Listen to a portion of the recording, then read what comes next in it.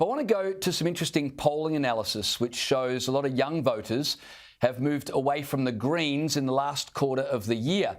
According to Resolve Political Monitor, voters aged 18 to 34 have cut the Greens' primary vote from 27% to 23%. That's 2 points down from the 2022 election. What do you think's driving this trend? Because, I mean, the Greens typically rely on younger voters for support, which is why the Greens always want to reduce the voting age, right? But we're seeing this trend now where young people are drifting away from the Greens. What do you think's happening? Well, it's interesting, and I think it tells a very significant story at the moment for the Australian political landscape. And I think at the end of the day, as psychologists, we talk about a hierarchy of needs.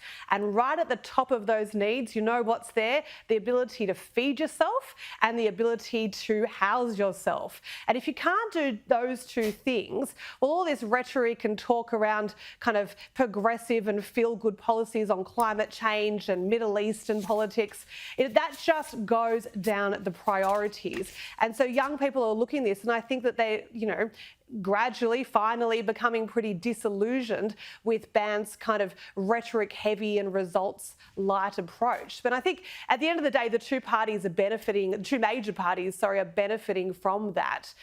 Labor, I think, is clawing back some of its younger votes.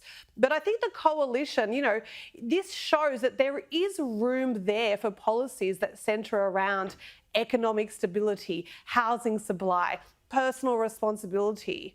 And these are the exact values the coalition should be amplifying. So there is room there for young voters for the coalition. But here's the kicker, James. I think out of these figures today, what it showed actually is that whilst both major parties are gaining in young voters, by the time you get to middle-aged voters, that's probably me, and definitely over 55s, they are decisively going towards the coalition. And so, whilst Albanese may be the preferred Prime Minister for young voters at the moment compared to Dutton, clearly so, that margin absolutely decreases once people get a bit older, and it completely flips when you look at the over 55s. So I think at the end of the day, it comes down to those basic needs, and young people as well as older people are pretty disappointed by, promises that haven't been met by this government. My heart was in my mouth for a minute there, Claire. You talked about young voters, then middle-aged voters like yourself, and then I wondered where you were going to go and where you were going to put me. Hey, before I let you go, as a psychologist, obviously this is the time of year people are making New Year's resolutions. Is it too late for people who haven't made resolutions? How important is it to make resolutions, and what are some tips on making resolutions that will actually be meaningful? Well, I know not everyone's into New Year's resolutions. I love them. I think there is something really enticing still with human nature of a blank page and a fresh start tomorrow. But, of course, you can make resolutions 365 days of the year. My tip for everyone wanting to make resolutions is to think small, think about habits.